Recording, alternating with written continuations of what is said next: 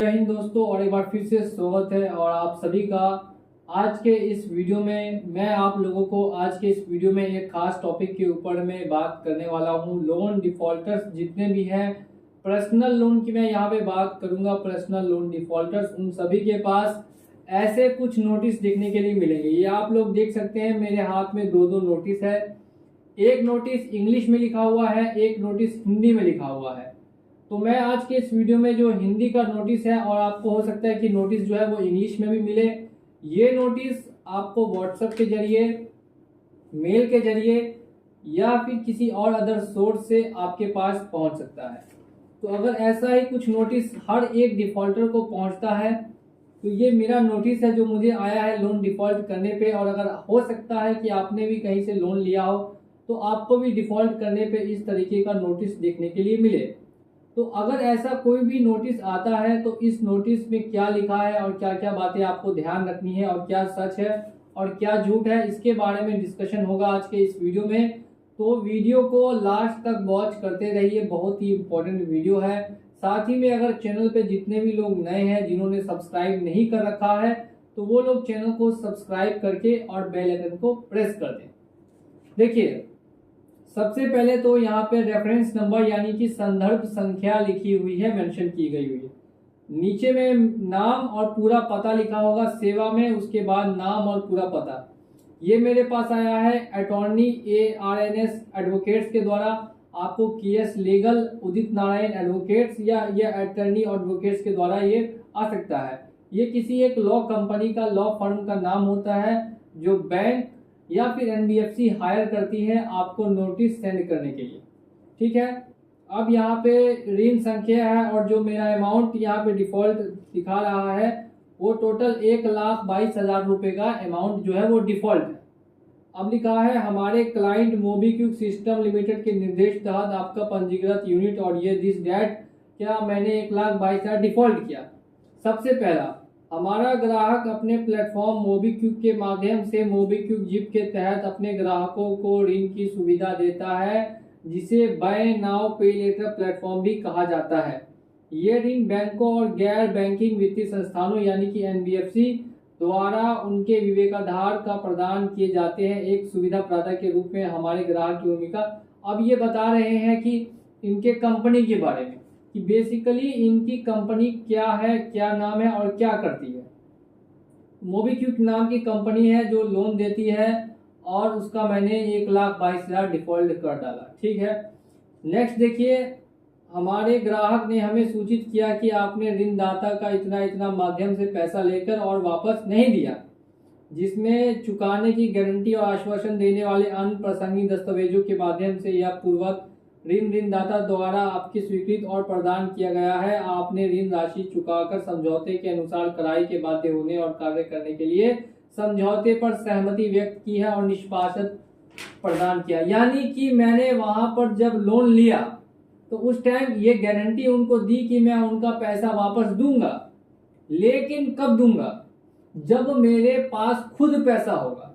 अब मान लेते हैं कि मुझे पैसे मेरे पास है ही नहीं, जॉब ही नहीं है या किसी और अदर तरीके का इनकम का सोर्स ही नहीं है, तो अगर मेरे पास पैसे है ही नहीं तो मैं इनका पैसा कहां से भरूंगा, नहीं भर सकता, डायरेक्ट बात है। तो यही यहाँ पर मुझे नोटिस दिया गया है कि आप पैसा डिफॉल्ट कर रहे हैं। आपने बताया था वहां पे कि आप पैसा भरेंगे लेकिन आप भर नहीं रहे, तो मैं पैसा इसीलिए नहीं भर रहा क्योंकि मेरे पास अभी पैसे ही नहीं। दूसरा समझिए, हमारे ग्राहक ने हमें सूचित किया कि समझौते के अनुसार पूर्ण रूप से ऋण चुकाने के लिए संविदात्मक और कानूनी दायित्व के अधीन है। हमारे ग्राहक ने हमें यह भी सूचित किया है कि पूरी ऋण राशि को नियमित और समय पर भुगतान करना समझौता का सार है। ये बिल्कुल है, हर बार मैं आपको ये बताता हूँ कि नियमित तौर पे अगर आपके पास पैसे आते हैं किसी भी तरीके से, अगर आपके हाथ में पैसे आते हैं तो आप जरूर पेमेंट करें, या मेरे हाथ में आते तो मैं जरूर पेमेंट कर देता, लेकिन पैसे हाथ में आए ही नहीं तो पेमेंट आखिर होगा कैसे, पेमेंट नहीं हो पाया। हमारे ग्राहक ने हमें सूचित किया कि आपने समझौते में निर्दिष्ट पूर्ण भुगतान सूची के अनुसार भुगतान करने की चूक की है। इसके अलावा हमारे ग्राहक के अधिकारी द्वारा बार बार अनुरोध करने के बावजूद समय पर भुगतान नहीं किया गया। ये मोबीक्विक या कोई और अदर कंपनी अनुरोध नहीं करती है, आपको धमकी देती है, मुझे धमकी देती है कि पैसा नहीं दिया तो मैं ये करूंगा, पैसा नहीं दिया तो वो कर दूंगा, ऐसे कर दूंगा, वैसे कर दूंगा। तो नियमित तौर पे आपकी कंपनी मुझे धमकी भी देती है, मेरे कांटेक्ट वालों को भी कॉल करती है, जिसके बजाते 50 लाख रुपए का केस भी मैं फाइल करूंगा। अगर कांटेक्ट पे कोई कंपनी कॉल वगैरह करती है बिना आपके परमिशन के, तो आप डिफेमेशन का केस उस कंपनी पे फाइल कर सकते हैं।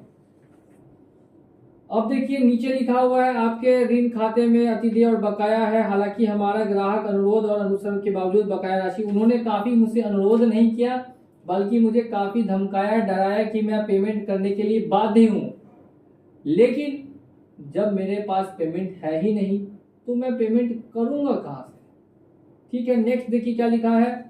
यह कि नोटिस पाने वाले ने अपनी बकाया की राशि करने में विफलता के कारण कानून के विभिन्न प्रावधानों के तहत खुद को उत्तरदायी बना लिया है, जिसमें भुगतान और निपटान प्रणाली अधिनियम यानी section 25 payments and settlement act 2007 के तहत 1881 की धारा 138 है। इसके अलावा दिवाली की कार्रवाई शुरू, कोई दिवालियापन की कार्रवाई शुरू नहीं होगी, कुछ नहीं होगा।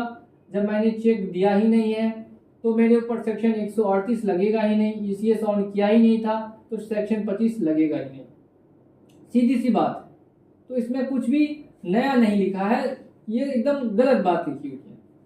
नेक्स्ट देखिए कि आप नोटिस पाने ने आपको गलत लाभ और हमारे मुवक्किल को गलत नुकसान पहुंचाया है, जिससे भारतीय दंड संहिता की धारा 405 के तहत विश्वास के आपराधिक उल्लंघन के लिए भारतीय दंड संहिता की धारा 415 के तहत धोखा देने के लिए खुद को उत्तरदायी, यानी मेरे ऊपर सेक्शन 405 चीटिंग का केस, मेरे ऊपर सेक्शन 415 यानी कि मैंने इनका विश्वासघात किया, धोखाधड़ी, इसका केस, और उसके बाद सेक्शन 422 के तहत बेईमानी का केस। ये सारी केस की ये मुझे बता रही है कि अगर मैंने नहीं दिया तो ये तीनों केस मेरे ऊपर डालेंगे। कोई केस मेरे ऊपर नहीं डलाएगा, मैंने किसी तरीके की बेईमानी या फ्रॉड नहीं किया, या ये जो नोटिस आया है इसमें जो बातें लिखी है वो बिल्कुल भी सही नहीं लग रही। एक तरीके से मैंने लोन डिफॉल्ट किया, मैंने कंपनी को अपनी तरीके से एक मेल डाला कि भाई साहब मेरे पास अभी पैसा नहीं है, मैं पैसा जोड़ूंगा, आपको लाकर पटक दूंगा, नहीं होगा तो सेटलमेंट करूंगा, क्या कर सकता हूं, मेरे पास पैसे ही नहीं है। तो ये बात मैं कंपनी को ऑलरेडी मेल कर चुका हूं, तो मेरे ऊपर कोई धोखाधड़ी का केस फाइल नहीं होने वाला है। तथ्यों और परिस्थितियों को ध्यान में रखते हुए आपको इस नोटिस की प्राप्ति की तारीख के 3 दिनों के अंदर दंडात्मक ब्याज के साथ और अन्य शुल्क के साथ पूरा का पूरा भुगतान करना है। और भुगतान का यहाँ पे ये नंबर दिया हुआ है, या फिर आपको इस लिंक पे क्लिक करके भुगतान को करना है। तो अब आप लोगों के मन में भी ये सवाल जरूर आता होगा कि ऐसा अगर आपके पास नोटिस आता है जिसमें लिंक भी दिया हुआ है, सामने वाले एडवोकेट का नंबर भी दिया है कि उसको कॉल करके संपर्क करें, जिसमें इसमें तपन पॉल जी का नंबर दिया हुआ है और उनका मोबीक्विक का आईडी दिया हुआ है, बता रहे हैं कि इनको कांटेक्ट कीजिए और कांटेक्ट करके हमारा पेमेंट आप जल्द से जल्द करवा दीजिए। नेक्स्ट है, यदि आप इस नोटिस के उल्लिखित उपेक्षित भुगतान करने में विफल होते हैं तो उपलब्ध कठोर आपराधिक और अन्य कानूनी का उपायों की प्रगति में उचित कार्रवाई करने का अधिकार रखता है। केवल आपकी कीमत और जोखिम पर इससे जुर्माना लगाना, कारावास की सजा या दोनों शामिल है। यानी मेरे ऊपर कार्रवाई होगी, मुझे जेल जाना होगा और साथ में कारावास यानी कि जेल होती है और साथ में मुझे जुर्माना देना होगा इनको। तो मैं बता देता हूँ, जब पैसे नहीं होते हैं किसी तरीके का कोई भी बैंक या एनबीएफसी पैसा वसूल नहीं कर सकता। अब ऐसे नोटिस में 3 दिन का मुझे टाइम दिया गया है और अगर नहीं मैं 3 दिन में देता हूं तो यहाँ पर मेरे खिलाफ कानूनी कार्रवाई होगी।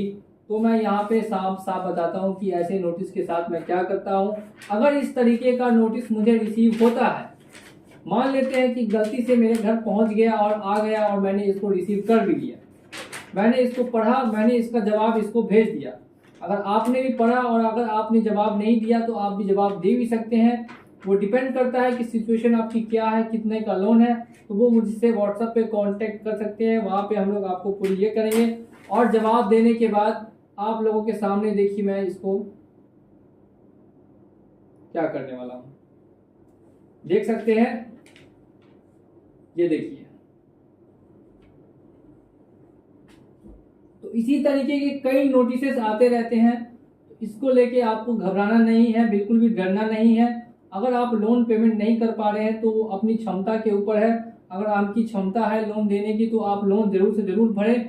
मैं यहाँ पे किसी को भी ये नहीं बोल रहा कि आपको लोन बिल्कुल भी नहीं देना। अगर आपकी क्षमता है देने की, अगर आपके पास पैसे हैं तो आप दे के लोन को हमेशा के लिए खत्म कर दीजिए। और अगर नहीं है तो कोई भी ऐसा नोटिस आता है सीधे व्हाट्सअप कीजिए और हमसे गाइडेंस लीजिए। कोई कुछ नहीं आपको कर पाएगा। आज के इस वीडियो में बस इतना ही, और मिलूंगा अगले वीडियो में बहुत ही जल्द। उम्मीद करता हूँ अगर वीडियो पसंद आई हो तो वीडियो को लाइक कीजिएगा, चैनल पे नए हैं तो चैनल को सब्सक्राइब कर दीजिए। मिलेंगे अगले वीडियो में बहुत ही जल्द। जय हिंद, जय भारत।